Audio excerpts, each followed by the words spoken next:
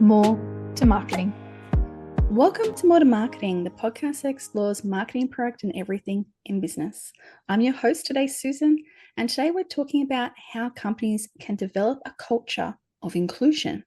And this is going to be through design and how you can actually use accessibility as a power to unlock exponential market growth. Now, I have a very special guest today who is a very renowned speaker on this topic. He has this as a passion. His name is Brad Scott. He is a dedicated problem solver and designer who has worked with clients that include, and these are just a few of them, Accenture, CleanLogic, and even the World Trade Center Redevelopment for over the last 2 decades. He is a champion of creativity and has spoken at many symposiums around the world. Some of the countries include Australia, China, United Kingdom, and also throughout the United States. Brad, welcome to my podcast. Yeah, thank you for having me. I'm happy to be here. Now, tell me more about you and your journey and how you got to where you are now. Um, that's a very good question. Um, it was very interesting. I became a designer because I was inspired probably when I was in middle school. So for that's like probably 13 years old-ish, thereabouts, maybe 12. I was actually inspired by a design that was done by Frog Design for a motorcycle. And it was cool because it was a motorcycle, and I was like, wow, I was a little kid going, Oh, yeah. motorcycle, awesome, of course. But what struck me about it was that they took the time to imagine how the motorcycle could protect the rider should they fall. So Mm, not only did it look cool, but there was a component of like really thinking about human factors and how like they could make something look super cool, but also have it protect the rider to a certain degree. And that was pretty cool, but it was towards the end of this like little vignette that I was watching that they said, but why would we do that? Why don't we just avoid the accident altogether? And Mm. they were talking about like quite literally like sight lines and human factors and sight lines and things like that. So even though they had created this amazing, cool looking motorcycle, it came down to, well, let's just avoid the crash. Like if we yeah. can do that, if we can make visibility better on the bike for the rider, like let's just avoid it. And that's what inspired me. I mean, it's like anybody ever asks me like how did I get into this business? That was it. It was Mm. that moment. And I went to college. I actually studied clothing, textiles, and interiors. And in my senior year, I was very fortunate to have an advisor who was very much into computers and what was happening. And at that point, so this was like 94, 95. Cutting edge Um, then really well, was it into was one of universities and that. Yeah. Yeah, it was the web was coming in to be. Like Mm, at this point, it hadn't like quite commercially become available. It had been kind of, obviously through universities had been accessible to like research professors and things like that, but there hadn't really been kind of an inline graphical interface yet. This was like right when Netscape was mm, coming. It was like Netscape 1. And he said to me, "You should really look into this. This is very interesting." And I kind of laughed. I'm like, "For what? The department?" He's like, "No, like this could be your career." Like, and amazing. I completely dismissed him. But he had the vision to understand that what we were studying in, basically interior design and those things, those human factors, those principles really had a place in what was to become the web and graphical user interfaces, right? Mm, So a lot of what we were learning about was like, how do you signal to people where things are? How do you create promontories? How do you create flows? Like all these things that are in the physical space were very much needed in the digital space as well. He was much smarter than I was. I followed his lead and actually ended up doing a senior project that kind of focused on it. And then I found my way out to California in the middle of the dot-com boom, and I worked for some digital startups, some agencies, and then eventually found my way into a company that's called Landor Associates, which is a pretty famous design firm that did a ton of logo design and environments. And they were looking to start their digital practice. And I was like, this is amazing. Like I get to come in doing digital, but I come in this this company that's existed, since the 40s and 50s and get to like learn all this stuff. And that's how I kind of got into more of the graphic design side of Mm. what I do is from having joined Landor. And I was there for a while and it was phenomenal. I mean, it was kind of an unbelievable place to be. And then I started my own company 10 years ago with my co-founder, Craig Dovey, who I met at Landor. And we really started focusing more on kind of practical applications of design, kind of going it was like kind of a culmination of, everything over that 25-year span from when I was a kid and was inspired by industrial design all the way through to environmental design, digital design, and graphic design. And that's how I sit here today is from that journey. Fantastic. And I I did live through part of the digitalization age where Hmm. computers were starting to come in. I remember my first job, I needed to get all the logos for all these charities. And that was when the transition was happening from bromides to Hmm. JPEGs. So, for Okay. those that don't know what a bromide is, it is a physical film of the logo that gets sent to you to then send to the printer to put on their printing decks to do the Hmm. printing so the logo appears when it's printed form. It was all physical back then, everyone, for those younger listeners. So I can appreciate how much that would have been exciting to then start seeing how to apply it in this new world where you're not, it's not like a newspaper, it's not like a magazine, it's something Hmm. different. What is it? And discovering what that was along the way.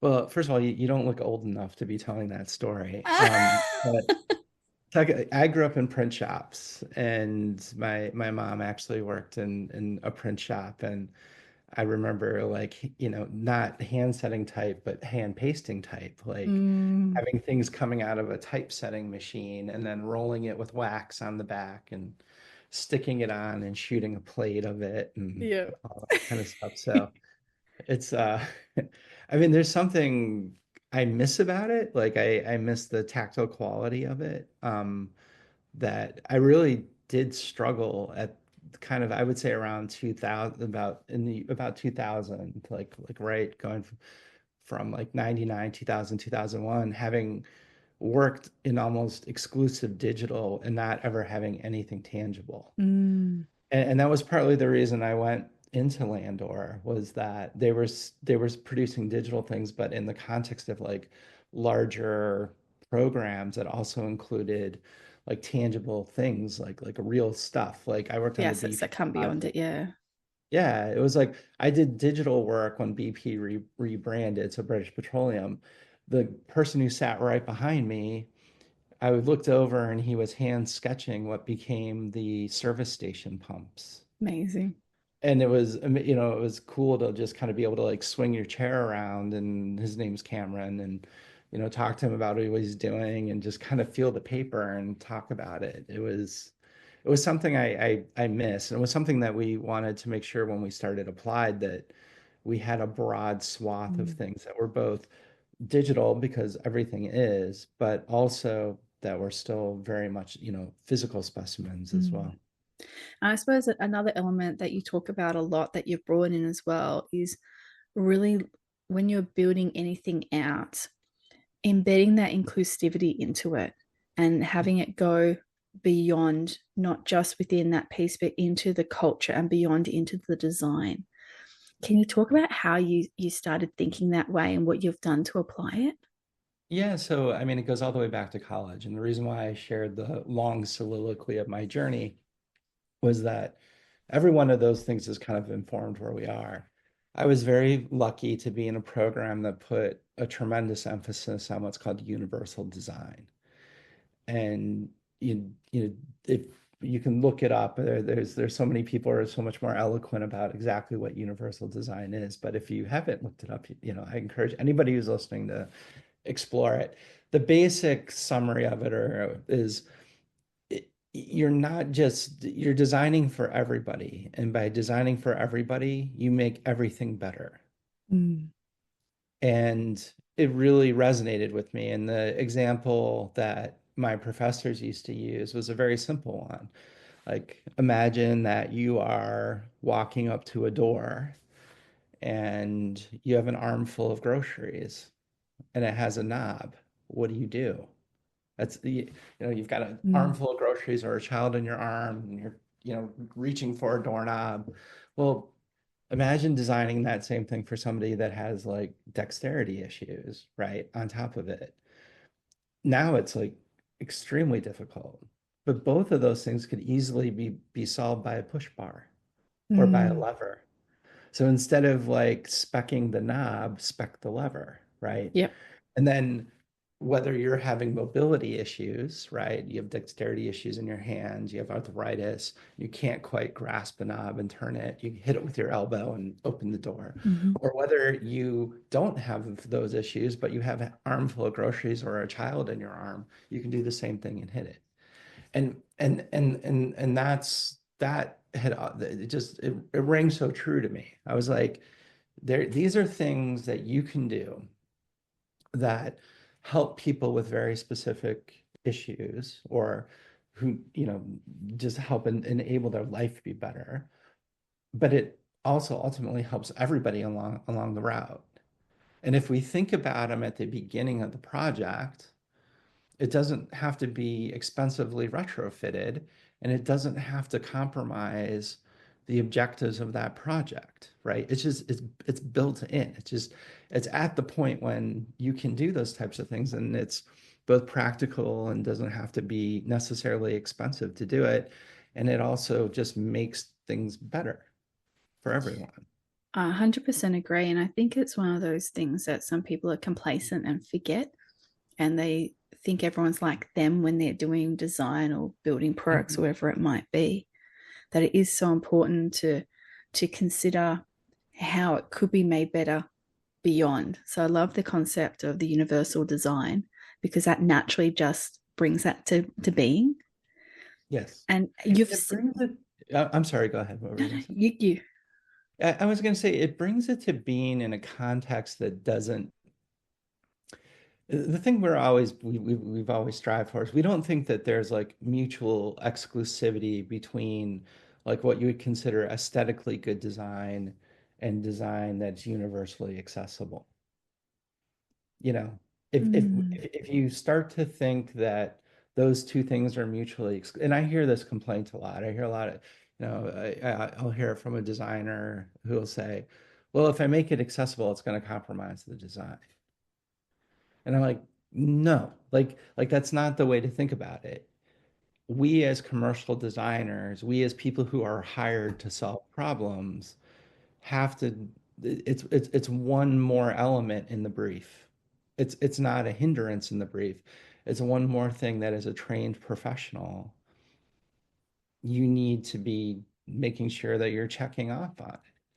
And it doesn't have to compromise the aesthetic, right? Like it doesn't. And in a lot of cases, I think a lot of what comes out of accessible design, for lack of better words, enhances the aesthetic in a lot of ways because it's like there are different lines that are created, there's different interfaces that are created, there's in a lot of cases a lot more originality that comes out of it. So I don't see it as being like I said, mutually exclusive. In fact, I would argue that it isn't. I think also it can be seen as a differentiator as well. Hmm. So if your designs are something that are all encompassing as much as you possibly can, you've thought through a whole pile of different user cases, there's an Hmm. opportunity to actually have a unique proposition that no one else has in the market because of the approach. And then Hmm. that comes out in the design. Yeah, I would agree with that. What comes to mind for us is there's a beauty brand that just launched that's called Tilt Beauty. If you haven't checked it out, you should check it out. They're doing some really interesting things, and they're it's about grip strength, and it's the forms are easy to hold on to. They're also like easy open packaging. They've like really thought it all out. Mm. And I might get this wrong, but I want to say it was like through the Natural Art or through the National Arthritis Foundation that they've got like a seal of approval. That might not be the exact one, but Yep. it's, when you Th- think about dexterity, you think about the application of makeup. And they've done a really good job, and that is a key differentiator for them, but it's also really, really cool. Like Mm. it doesn't, it's not it, it's everything. It's Yeah. like cool, and it's accessible, and it's young, and it's contemporary, and it's a new idea. And it's definitely a differentiator for them. But the thing is, it's also a really good product on top of it. It's not a gimmick. And I think that that's like one of the important factors, is that, it's not like what you think it should be. It is what it's supposed to be. Mhm. It's not Uh, a caricature. yeah, I can picture poor people trying to even unscrew mascara and it That's being one of those things. extremely difficult. So having a different type of product to hold onto and grasp for Mhm. them that isn't necessarily screw. It could be pop, it could be whatever it is. I actually don't know. I haven't checked this out. I think it's awesome. I want to check it out and I will be. I could see that having such a great application out there for for people that can't easily open things, or even when people get older.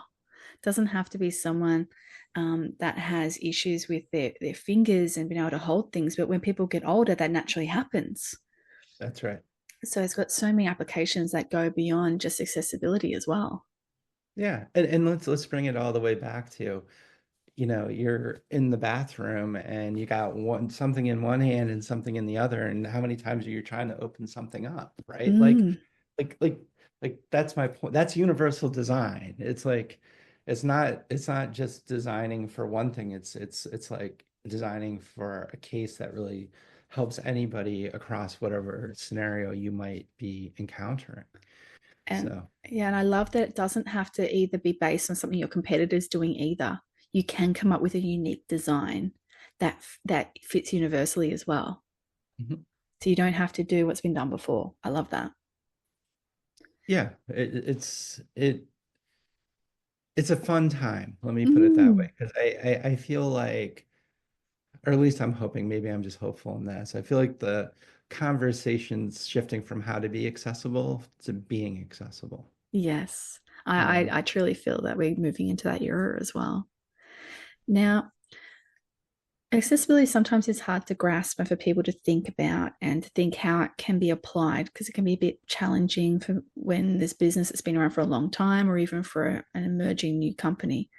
But Mhm. how can leaders foster environments where within their company employees feel comfortable discussing accessibility and inclusivity, inclusion, because it could have been seen as a challenge before? Um, we're kind of shifting now, right? So now we're talking about like not necessarily the product design, but like the How, culture, right, of these yeah, types of places. Um, how to get them actually wanting to voice it and really be behind it and advocate for it. How have you seen things shift and change? I haven't. I've seen some huge shifts in some areas, and I would say some backsliding in others. And it's a tough question to answer, because I don't understand. I mean, I think leaders in this space, they don't, they're not afraid to talk about it. They're not afraid to have their people talk about it, and they're kind of open to what might be legal requirements, but also philosophical requirements. Mm. And the reality, what I've seen is when people think about it more as a requirement, it tends to be less embraced, right? It's coming from the point of view of, I have to do this. Mm. The passion's not And there. Yeah. yeah, well, the passion, understanding, empathy, those types of Mm. things, it's kind of looked at an imposition. And if that's how you as a leader are talking about it, that's how the people who you lead are going to take their cue, right? That's natural. So, so when I see that, it worries me a little bit. On the other hand, when I see like kind of I, I I hesitate to use the word, but like kind of full embrace of it, because I don't really think that's right either. You see a much different outcome from it Mm. when it's part of what The DNA of the company the almost. DNA of the company is, which is, and it doesn't even have to be DNA about Mm. accessibility.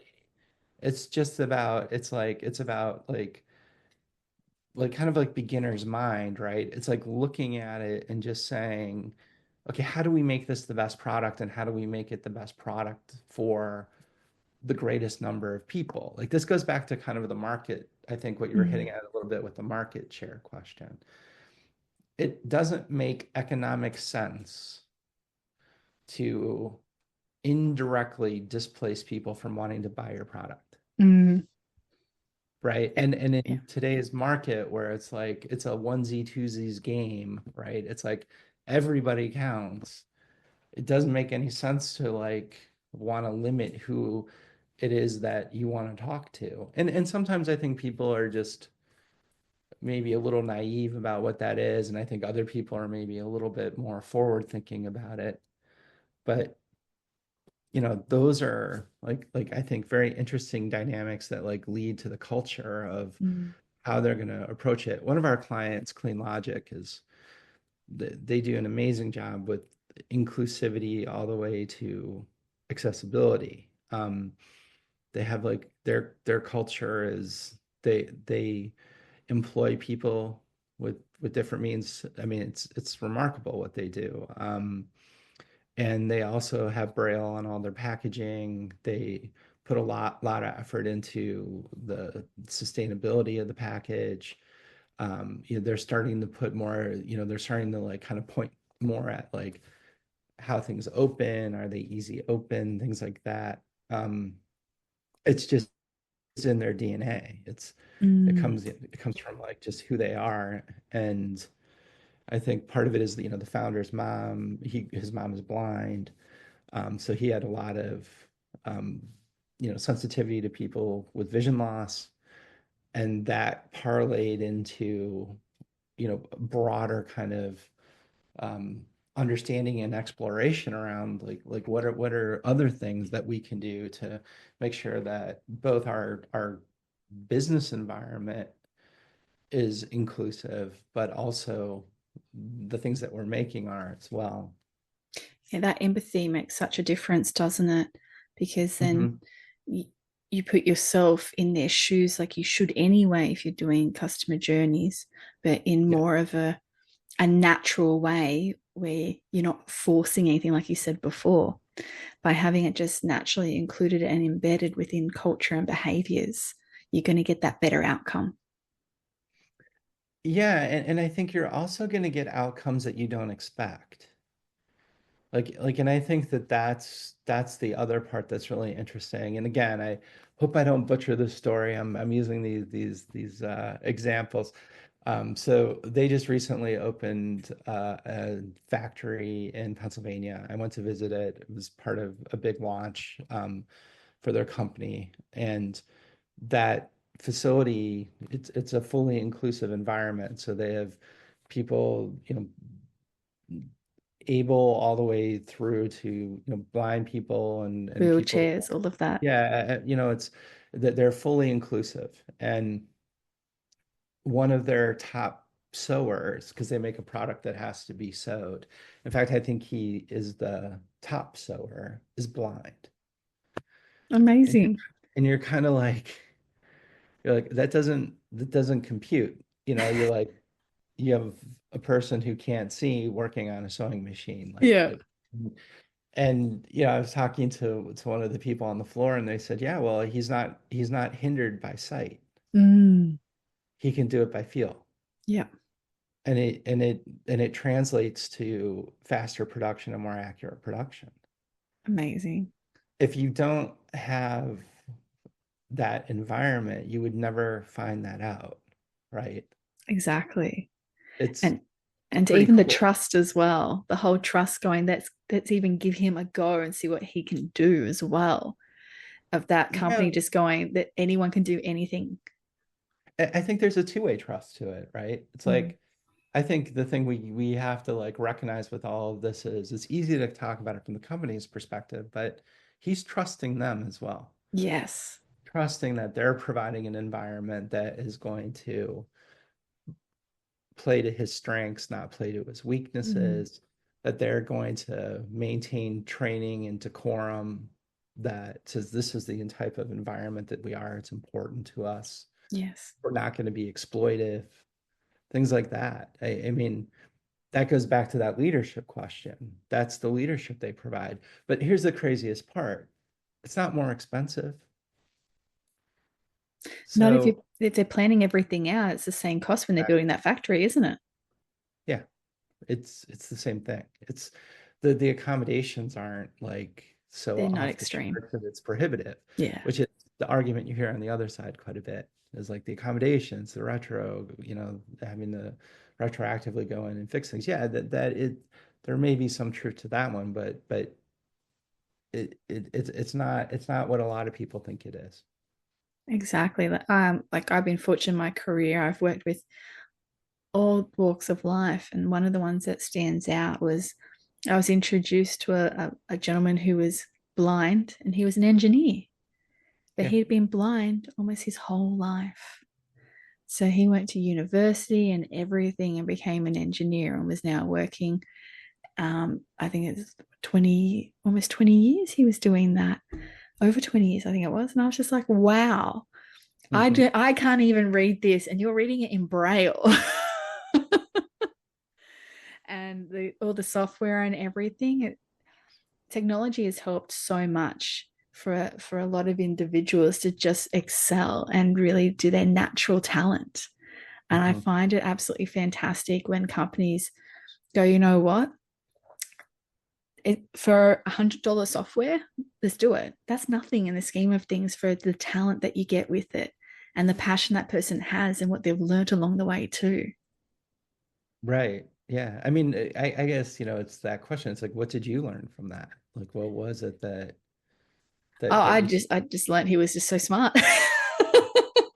Not that I didn't think he were. I literally met him, and I was told like day one he was a veteran of 26 years or something as an engineer. I'm like, you are awesome. And then we had a few other jokes about how he might be great at being an engineer, but when it comes to spilling soup, he's very good at getting into his cupboards and not noticing it for a few days until the smell comes. So he has a fantastic sense of humor as well. hmm But for me, I was just like, I didn't talk to the engineers. So I didn't even know he existed. So I was like, this is awesome. I've now got a new friend. Yeah, it's just it's a remarkable person in friendship that Yeah, like it's we're people. That's what it comes down to, right? And exactly. I just thought it was more like a superhero being able to do that braille style. I was like, whoa.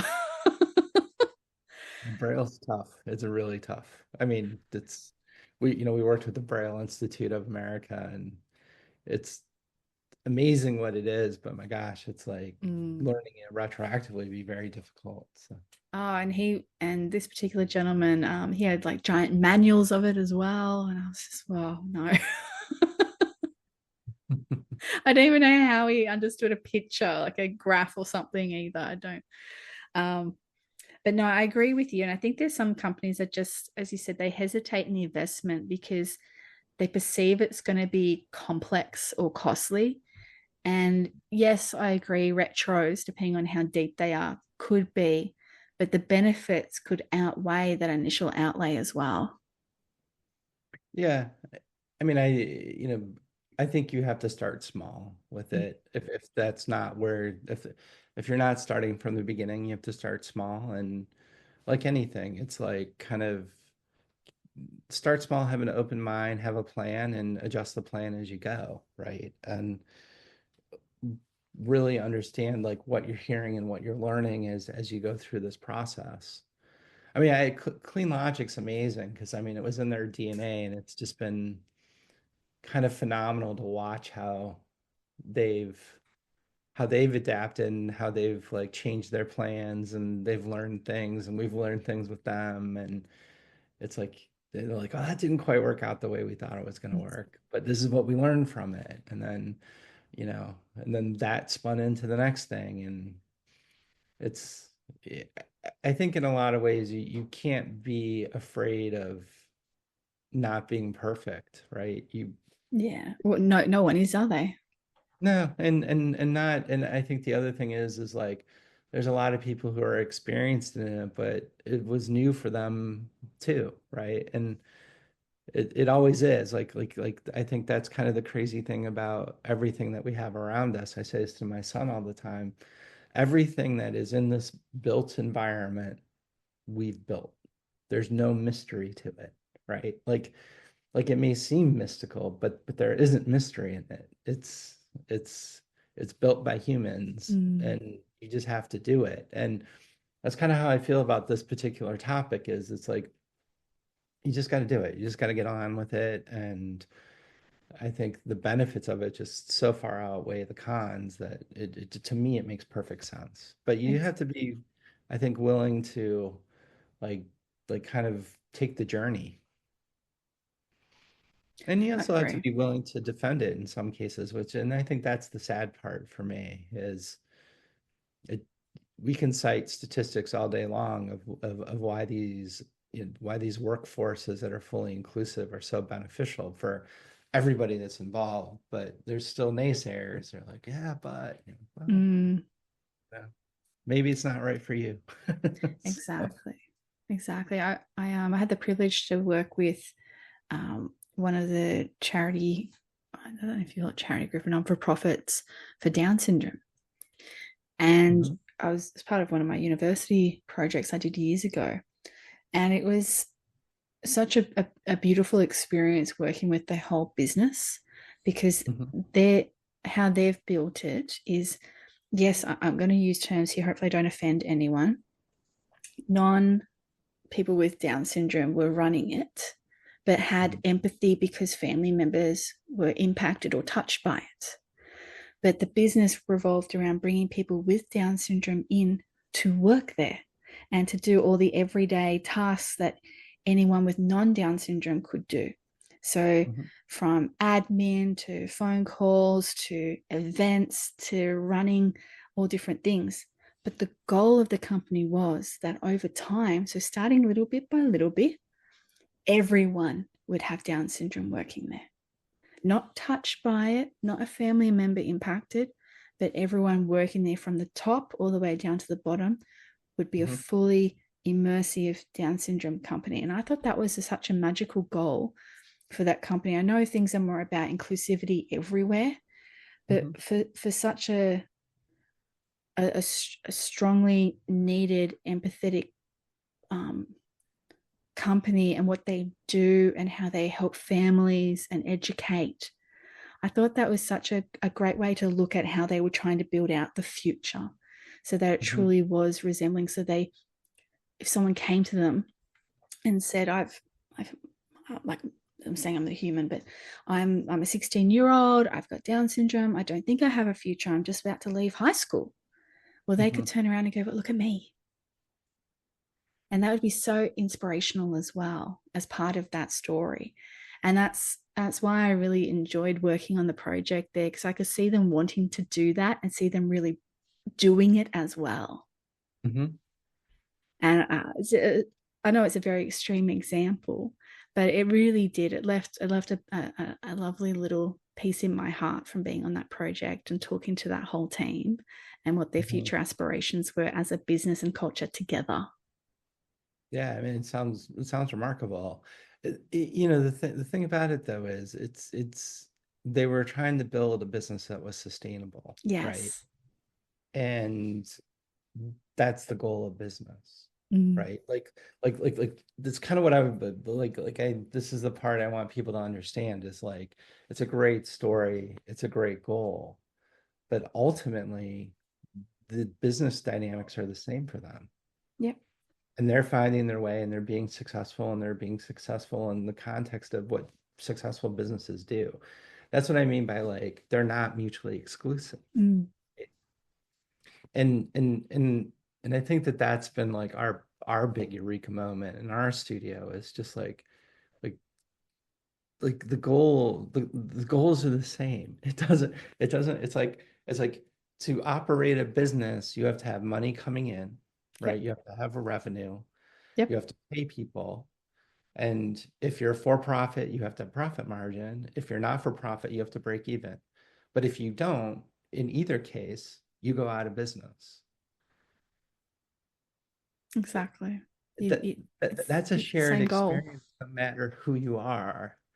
And it's like that's kind of my point is like I think that those are like what makes this thing like so remarkable is like and then you it's like you're giving that same structure it doesn't or that same opportunity to everybody. It shouldn't Exactly. it should be reserved for just a certain group of people. Mm, completely agree. And I think touching on what you said earlier, I think it can even go into strengthening the brand loyalty and also the equity out there with consumers being aware. Because when you do actually do the philosophy that you say you're going to do, and you say you are for everyone and you have everyone working for you as well, I think that is actually quite a powerful tool as well to have out there in your belt to say Mhm. we live it, we breathe it, and we show it, and we all believe in it together. Yeah, I would agree. I mean, I think it's one of those areas that you have to be very careful with, because you don't want people to think that you're exploiting it or being exploitive. Yes. Um, but I think, as kind of the brand person or consumer paradigm is shifting, it is something that is, I think, becoming increasingly more important with people to know that who they're purchasing from aligns to what their beliefs are. And I think that that's where, brands struggle. I mean, I think that's the part where people who are really doing good things, they don't want to come off as just, being insincere about it, or not being sincere about it. And even though they're legitimately doing stuff, right? Mm, And I think that that's still a little bit of the formula that the brand marketers or the brands or the products or the companies still need to figure out a little bit. and I And I think think it it's doesn't help. Oh, sorry. yeah, no, go ahead. I think I know where you're going with this. What were you going to say? I was going to make a comment. It doesn't help with things like movements such as like Me Too and things like that, where companies jump onto it and aren't authentic, so that there Yeah, was a little bit of skepticism out there by the consumers.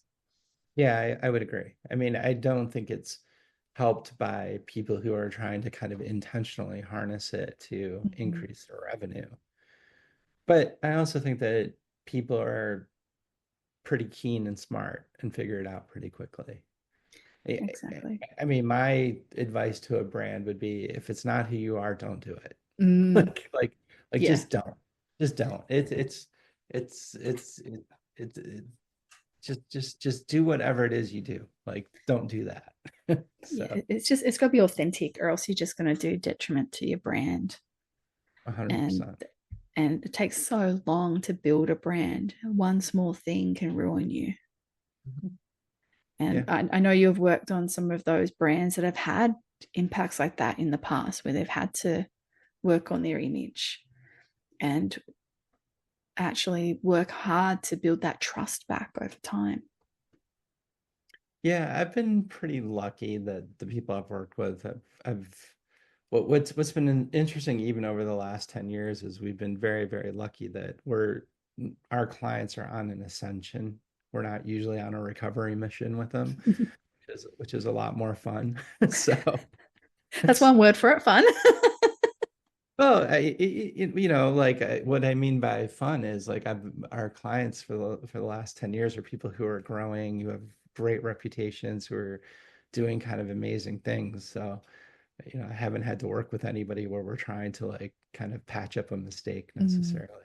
So, fantastic. Now, I have a question I ask everybody. Mhm. This question is, what brand, any brand in the world, best represents you and why? And you can cheat. I can't cheat. You What does that? can. Oh, I can. How can I cheat? How would You've I got your cheat? own you've got your own business that you created, so you can cheat. Oh, yeah, yeah, you're right. I mean, I guess I would be Applied Design Works. And why is that? How does it represent you?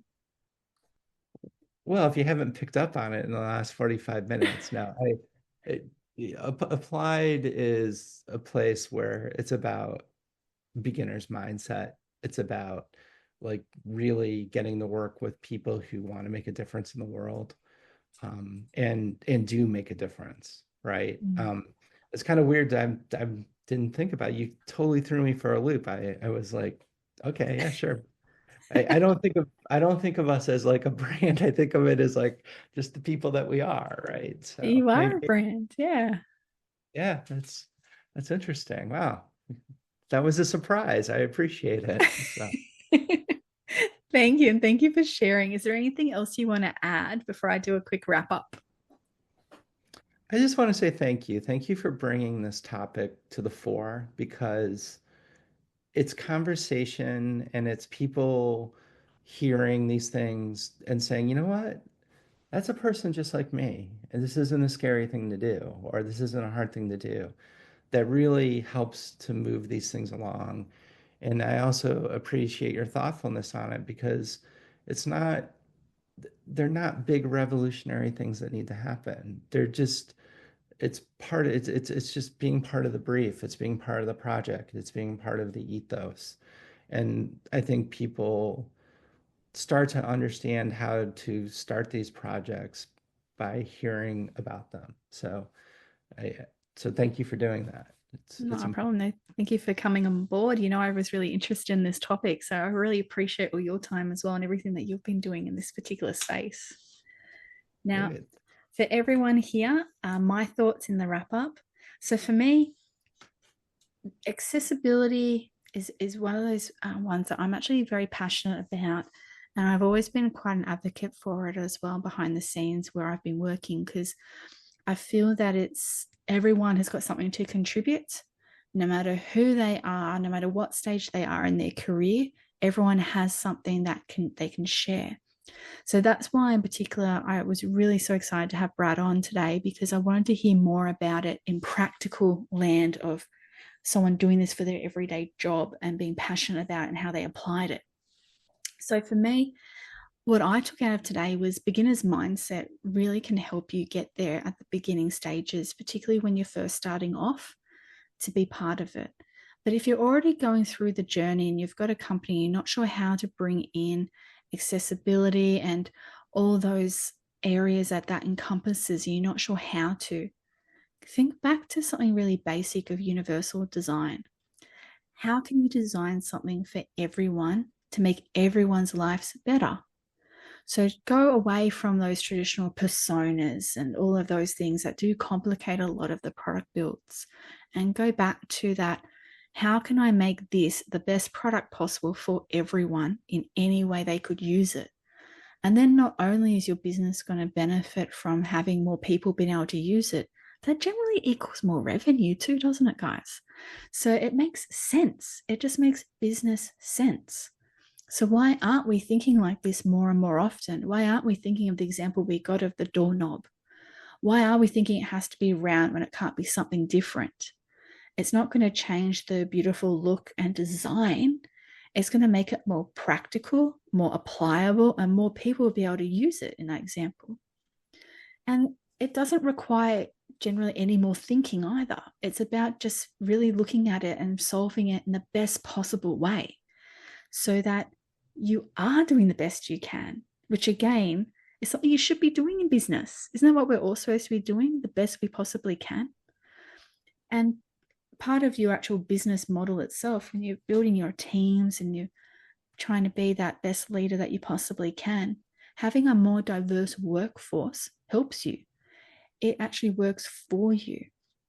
You get more ideas. We've all heard this a lot before, and even in past podcasts I've done. But you've got more different views, so you are being more inclusive naturally then as well, and then it becomes part of your DNA. And having that as part of your DNA will make you make great products greater. And it doesn't require the effort. I'm just going to keep emphasizing on that. There's no extra effort in any of this.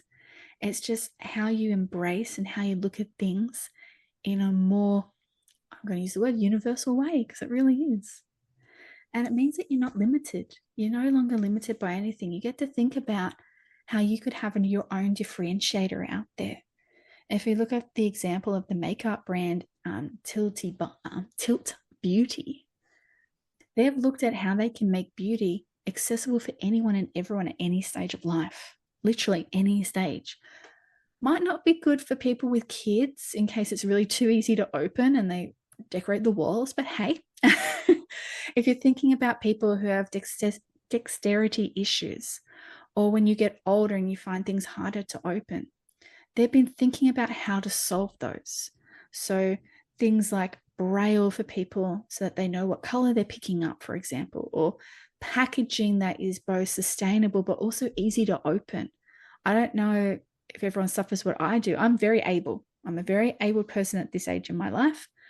I struggle opening some of those things with plastic on them, and it aggravates me. And they're solving this. Something so simple they're solving, which could be done for any product.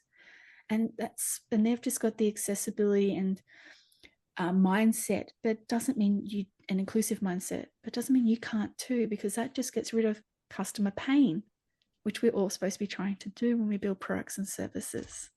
So it's thinking and evolving that thinking and elevating yourself and your products at the same time. And you don't have to be afraid of this. It doesn't have to be a multi-million-dollar project. Small steps can start.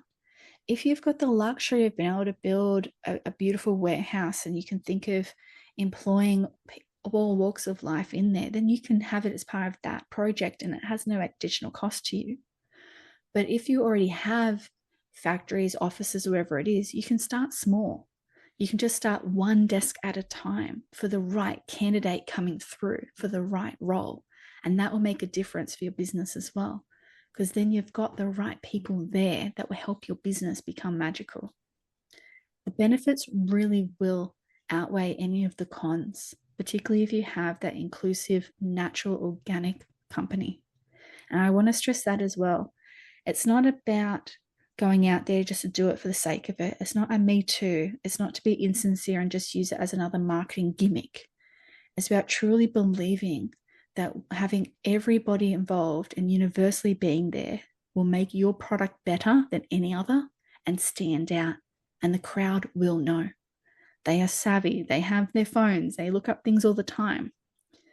People are changing and evolving and looking for businesses that follow their values. And this is one of the ways that you could be part of that.